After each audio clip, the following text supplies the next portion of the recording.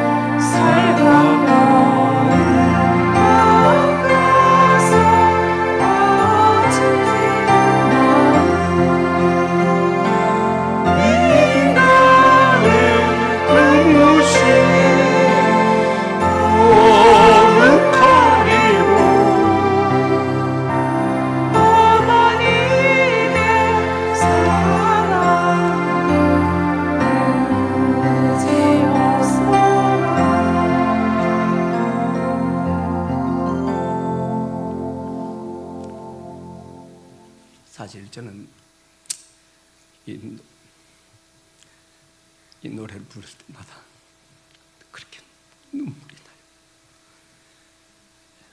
어머니가 생각이 나고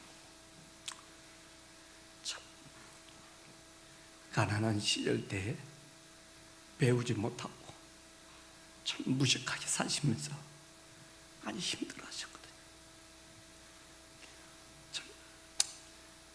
그래서 제가 늘 각오한 게 있습니다. 제 어머니가 귀가 어두워서 듣지를 못했어요. 그래서 내가 돈 벌면 어머니 기 해드린다고 그랬던데 제가 목회자 생활을 하니까 그것도 그렇게 넉넉하고 그러지 못했습니다. 그래서 늘 가슴이 참 엉어리가 져 있는데 그래서 부를 때마다 눈물이 나요.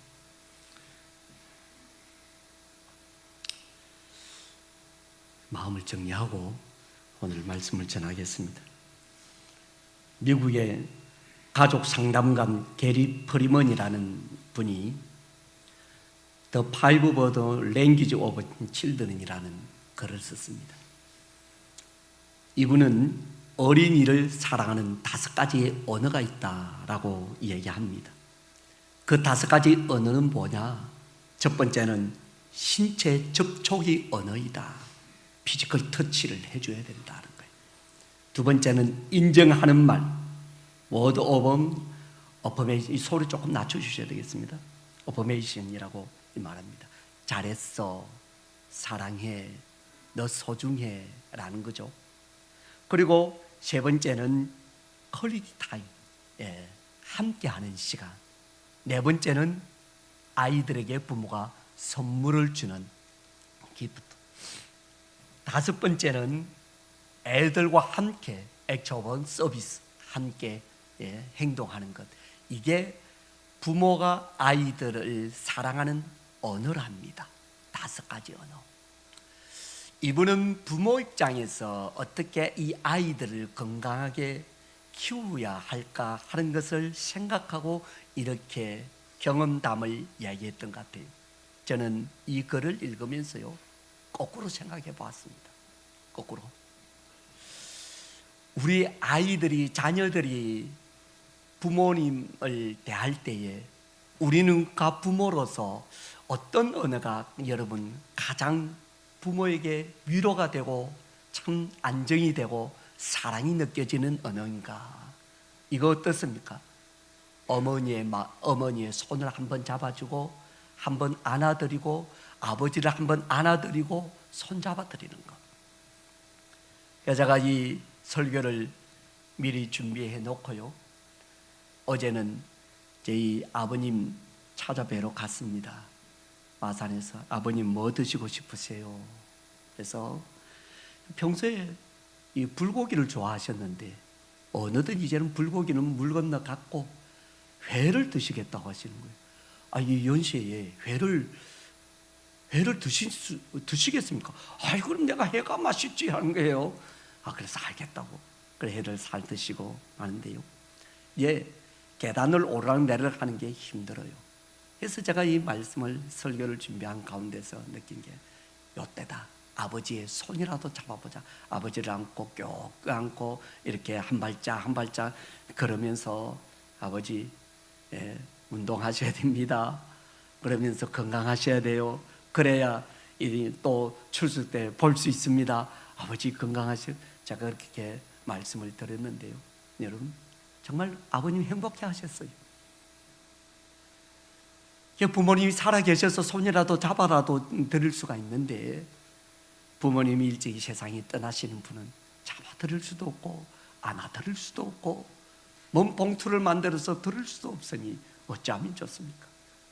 여기에 보면요, 혹시 살아계시는 부모님이 계시고 그리고 또 자녀들 계시면요, 이 부모가 자녀를 사랑하는 언어 중에서 4번째 언어. 왜 이분은 4번째로 이거를 선물을 얘기하는지 모르겠어요. 제가 볼 때는 1번인데, 선물 중에서도 가장 좋은 선물이 뭡니까? 뭐니 해도 머니가 중요하죠. 그런데 이 머니를 안 하고 이상한 거 선물이 오고 하면 기가 꽉 차죠. 우리 자녀들 잘 들으세요. 오늘 이 방송을 보는 자녀들도 잘 들으세요. 우리 어버이들은요, 뭐니 해도 머니가 최고입니다. 제가 5월달 어버이달 되면은 항상 이 설교를 합니다. 머니가 최고라고. 그래도 아직도 깨닫지 못하시는 분이 계시면 오늘 깨달아가지고요, 머니가 사랑의 언어입니다. 할렐루야. 다 아멘 하잖아요. 야. 그런데 오늘 이 책에서 이 저자는 이런 얘기를 하더라고요. 모든 아이는 사랑받기 위해 태어났다. 모든 자녀는 다 사랑받기 위해 태어났다. 우리도 마찬가지입니다. 그러나 아무리 사랑을 해도 느끼지 않으면 그 사랑은 아니다 하는 거예요. 사랑하는 방법이 다르다는 거예요. 그래서 사랑하는 방법이 뭐냐? 행동으로, 표현으로, 마음으로, 시간을 들여서 선물 드림으로 사랑의 표현이 되어진다 하는 것입니다. 오늘날 우리 사회는 정말 외롭고 그런 메마른 시대에 살아가고 있습니다.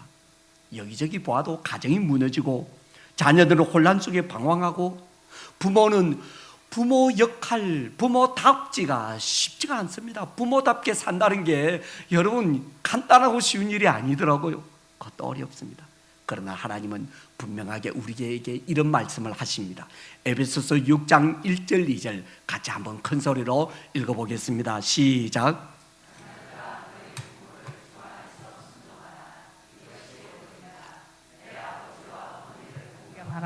이것이 약속 있는 첫 계명이니 이는 내가 잘되고 땅에서 장수하리라. 또 아비들아 너희 자녀를 노엽게 하지 말고 오직 주의 교양과 훈계로 양육하라. 아멘.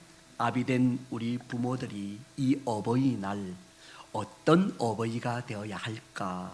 이 말씀이 오늘 주제예요. 우리가 누구를 모델로 삼아야 될까 하는 것입니다.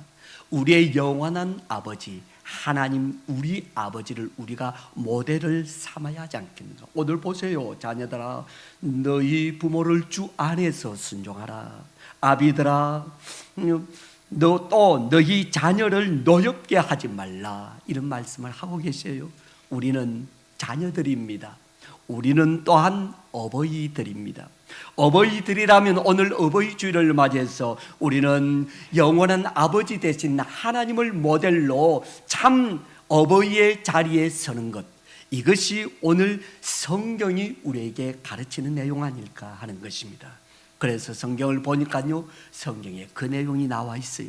하나님은 우리 아버지, 그 아버지의 참된 사랑, 그 아버지의 참된 마음을 절절히 느낄 수 있는 구절이 있는데 이사야서 66장 12절 13절 말씀입니다. 오늘 같이 읽었지만은 또 몇 번 읽으시겠지만은 다시 한번 읽어보도록 하겠습니다. 시작.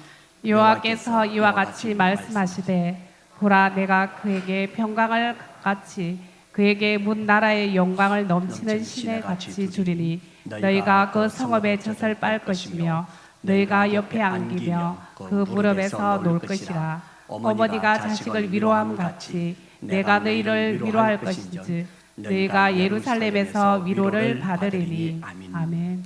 여기에 표현이 하나님은 우리 아버지라고 표현하는데 여기에 성경에 어머니가 자식을 위로함 같이라는 표현이 유독 눈에 들어오죠.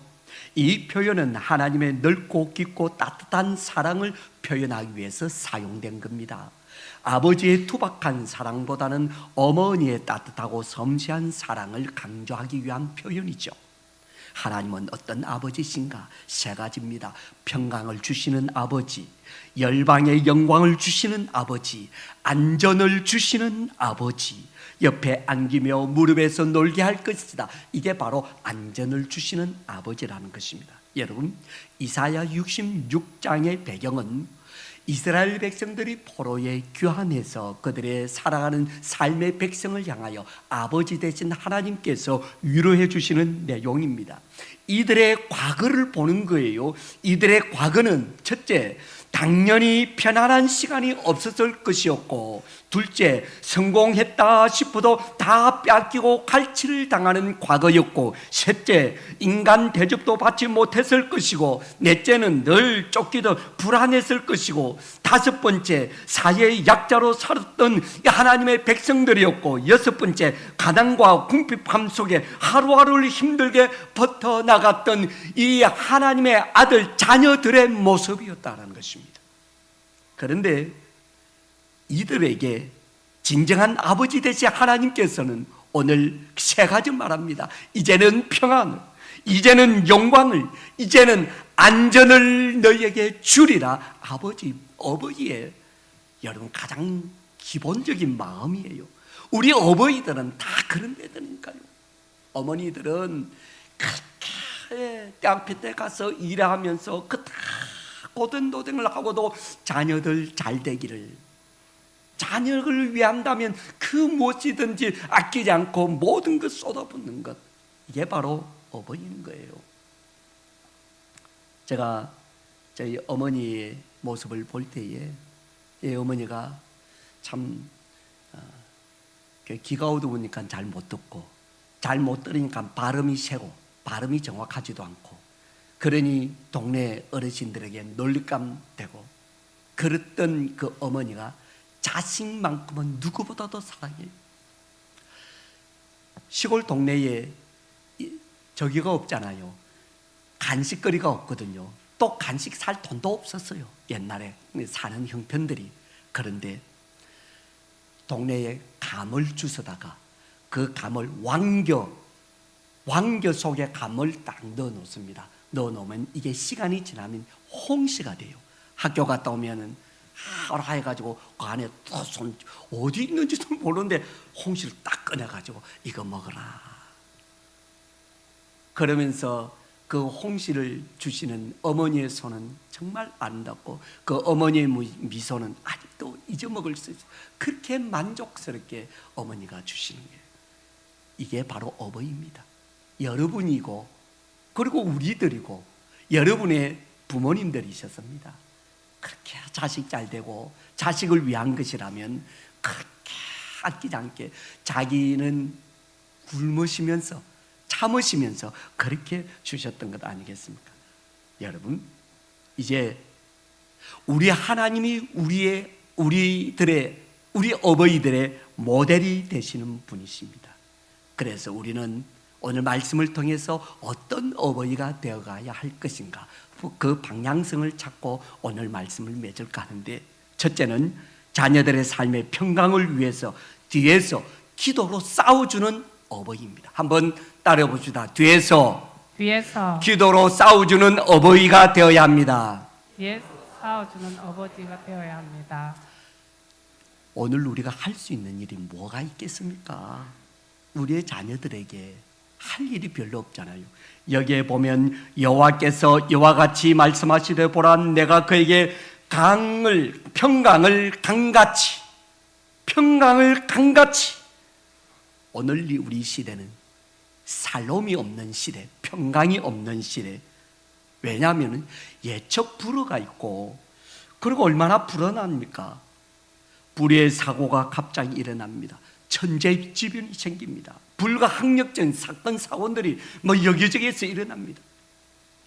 2023년도 교통사고 집계를 보니까 19만 8천 건 이상이 교통사고 났는데, 근데 사람들이 인명피해를 봤던 사람이 28만 6천 명 이상이 인명피해 봤어요. 그 중에서 사망자도 엄청나게 있습니다. 산업 현장에서는 LG 실트콘 공장에서 화학물질이 누출되는 사고가 일어나고, 대림산업의 여수 공장에서는 대형 폭발 사고가 일어나고, 현대중공업 심심찮게 사망사고들이 일어나고, 이런 사회입니다. 그뿐 아니라 동성애 문제가 사회 이슈로 떠오르고, 교권이 추락하고 무너지고 있고, 집단 이기심은 국민의 생명과 안전을 담보로 자기들의 힘을 과시하고 있는 이 시대에 이 모든 일들이 우리 사회 가운데서 지금 엄청나게 혼란스럽게 벌어지고 있는 것뿐만 아니라 영적인 일까지도 더해지고 있습니다. 이 원수 마귀가 우리의 자녀들을 괴롭히지 못하도록 우리 부모들은 어떻게 해줘야 된다는 거예요? 싸워줘야 된다. 그럼 뭘로 싸워줄 거예요? 기도로 싸우는 거예요. 기도하는 거예요. 기도하는 어머니가 있기에 그 자녀들이 평안한 이 세상을 살아갈 수 있는 것이죠. 예수님께서도 말씀하시기를 마가복음 9장 29절에 이르시되, 기도 외에는 다른 것으로 이런 종류가 나갈 수 없느니라. 기도 외에는 이런 유가 나갈 수 없느니라. 여러분, 이 말씀입니까? 그 가정의 그 자녀의 그 앞날의 삶의 평안은 기도 외에는 이런 능력이 없다 하는 것입니다. 그래서 오늘 우리 부모들은요, 어버이들은 자녀들을 위해서 기도함으로써 이들을 위해서 정말 영적으로 싸워주는 그 일을 해야 된다는 것입니다. 시골에 저희 어렸을 때 교회 다닐 때 보면은 시골에 일이 좀 많습니까? 그러니까 와가지고 교회에서 어른들을 보니까 막 그제 아마 졸기도 하고 이런 분들이 되게 많이 피곤해서 그렇습니다.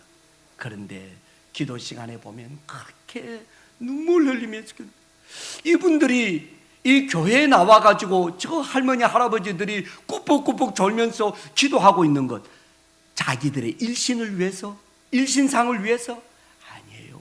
다 자식들을 위해서, 자식을 위해서 그렇게 기도하는 거예요. 여러분, 10손가락 깨물어서 안 아픈 손가락이 없다고 그러잖아요. 마찬가지예요. 자녀들, 큰 못난 자녀는 더 위해서 기도하는 거예요. 저희 할머니에게는 특별히 저희 큰 형님이 계셨습니다. 마음속에 늘 가정 예배 드릴 때 보면은 거의 저희 큰 형님을 위해서 기도를 많이 하셨는데, 저희 큰 형님은 육군 3사관 학교 나오시고 소위로 임관하셨어요. 임관하셔가지고 이제 이 지도자 훈련을 이제 소위 임관 훈련 받고 막 그러실 때에 어떤 훈련이 있었냐면은 공중 낙하 훈련이 있었어요. 낙하 훈련이 있었는데 비행기에서 뛰어내리는데 뭐 고소공포증이 있었는지 어쩐지 모르지만은 뛰어내릴 때 저희 형님이 낙하산을 펴지를 못했어요. 그러니까 땅바닥에 떨어지면 그냥 몸이 그냥 깨지고 바삭 끝나는 것이죠. 그래서 뭐 그냥 비행기에서 뛰어내리는데 그때 잠깐 정신을 잃었대요. 정신을 잃어가지고 슉 떨어지는데 뭐 어떻게 하냐면은 하늘에서 소리가 들립니다. 저희 형님이 강복입니다. 강복아 펴라, 강복아 펴라, 뭐 이러더래요. 할머니의 음성이 들리는 거예요. 거기에 할머니가 나타날 리가 마마하잖아요. 할머니 딱 순간에 자기가 뛰어내리고 지금 그 공중에서 하늘에서 떨어지고 있는 소리를 듣는 거예요. 그 순간에 낙하산을 폈다는 거예요. 불과 몇 미터 사이에. 그래서 저희 형님이 부사일생으로 살았어요. 그 감정을 그렇게 하는 거예요. 여러분, 어머니의 기도, 부모의 기도가 자녀의 위급할 때에 하나님의 능력이 되고 큰 힘이 되고 그에게 은혜가 되고 평강이 된다는 사실 믿으시기를 바랍니다. 우리가 할 거 다른 거 없어요. 기도하는 것밖에 없다 이겁니다. 자, 두 번째로는요, 부모는 자녀의 성공을 위해서 뒤에서 기도로 밀어주는 어버이가 되어야 합니다. 한번 따라해 봅시다. 뒤에서 기도로 밀어주는 어버이가 되어야 합니다. 기도로 밀어주는 어버이가 되어야 합니다. 오늘 본문 12절인데 같이 한번 읽어보겠습니다. 시작. 여호와께서 이와 같이 말씀하시되 보라 내가 그에게 평강을 강같이 그에게 문 나라의 영광을 넘치는 시내 같이 주리니. 여기까지요.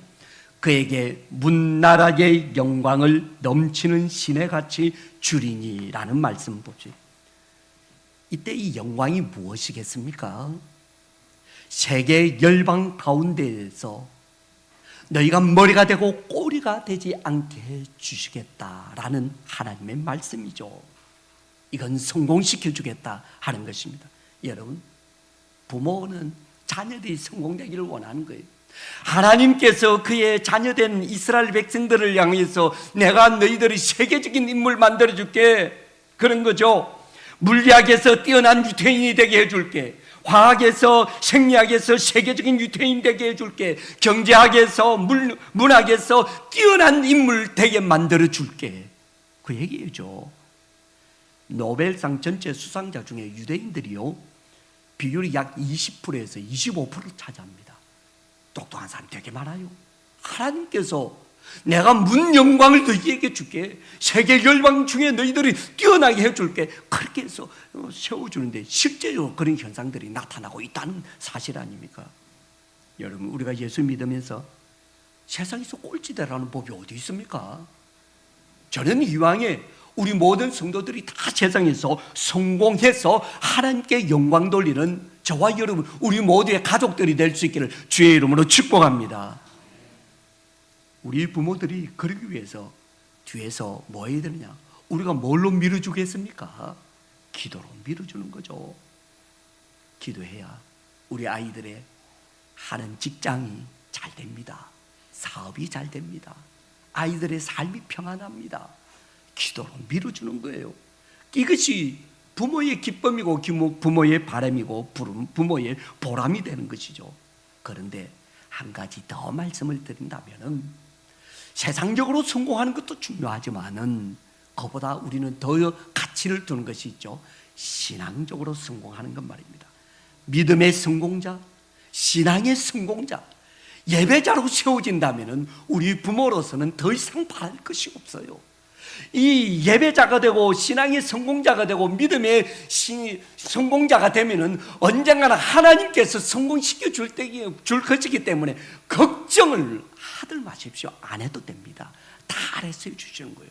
그래서 우리는 무엇을 위해서 뒤에서 밀어주는데, 하나님, 우리 아들이, 우리 딸이, 우리의 자녀들이 예배자가 되게 해주세요. 신앙자가 되게 해주시오. 믿음자가 되게 해주세요 하고 우리가 기도하여 아이들이 딱 그 자리에 서면 세상 끝난 거예요. 하나님께서 다 책임져 주시는 거예요. 세계적으로 성공했다고 하더라도 신앙이 없으니까 어렵더라고요. 잘 나가고 그리고 돈 좀 벌었다고 한다 하더라도 믿음이 없으니까 안타깝더라고요.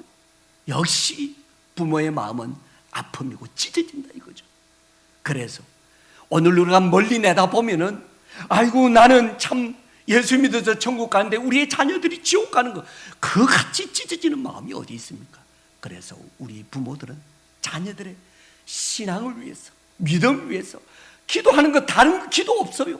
그것만 놓고 기도하면 하나님께서 되게 해주시는 거예요. 어거스틴이 기독교의 성자입니다. 원래 어거스틴은 기독교의 성자가 아니에요. 완전히 망나니고, 그리고 기독교도 처음에는 안 믿고 마니교라는 것을 믿고요, 이런 사람이었는데, 다들 동네 애들이 아주 망나니라고 손가락질하는 애였는데, 어머니 모니카가 그를 위해서 기도하는 거예요. 이 어거스틴이 하나님께서 만져주시니까 하나님의 음성 듣고 하나님께서 주신 그 벼락을 듣고 깨닫고 돌아오거든요. 돌아올 수 있습니다. 여러분의 기도로 여러분의 자녀들이 신앙과 믿음과 예배의 자리에 우뚝 세워질 수 있게 되기를 주의 이름으로 축복합니다. 세 번째는, 부모는 자녀들의 안전을 위해서 뒤에서 기도로 막아주는 자가 되어야 됩니다. 기도로 막아주는 자가 되어야 되는 거예요. 12절 말씀에 우리 같이 한번 다시 읽어봅니다. 12절 시작. 여호와께서 이와 같이 말씀하시되, 보라 내가 그에게 평강을 강같이 그에게 문나라의 영광을 넘치는 시내같이 주리니, 너희가 그 성읍에 젖을 밟을 것이며 너희가 옆에 안기며 그 무릎에서 놀 것이라. 아멘. 옆에서 놀고 안기고 부대끼고 비비고 하는 것, 이럴 때는요 어떻다는 거예요? 애가 제일 좋을 때입니다. 제일 안전한 때예요. 이게 근심, 걱정, 불안, 염려가 되면은 애가 그러겠습니까? 뭐 놀고 이렇게 하겠습니까?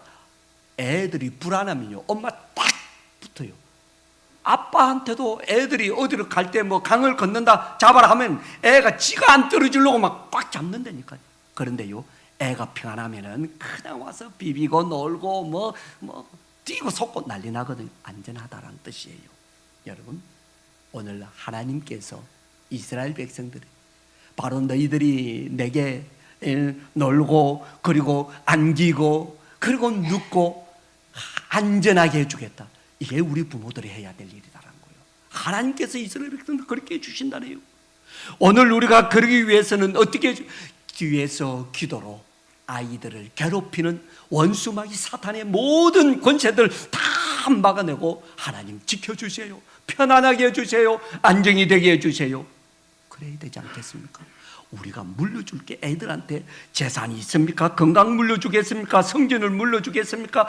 아무것도 물려줄 게 없습니다. 그렇다고 아무것도 할 것이 없느냐? 그건 아니에요. 할 것이 있어요. 기도하면 되는 거예요. 뒤에서 아이들의 평강의 삶을 위해서 기도해 주고, 뒤에서 세상에서 또는 신앙에서 성공하기를 기도해 주고, 안전한 삶이 되기를 위해서 기도하는 것. 그래서 우리가 기도로 싸워주게 될 때에 아이들의 삶이 달라지는 거예요. 여러분, 오늘 어버이날입니다. 우리 모두가 어버이들입니다. 여기는 자녀 되신 분들은 몇 분 안 계시지만 다 어버이들이잖아요.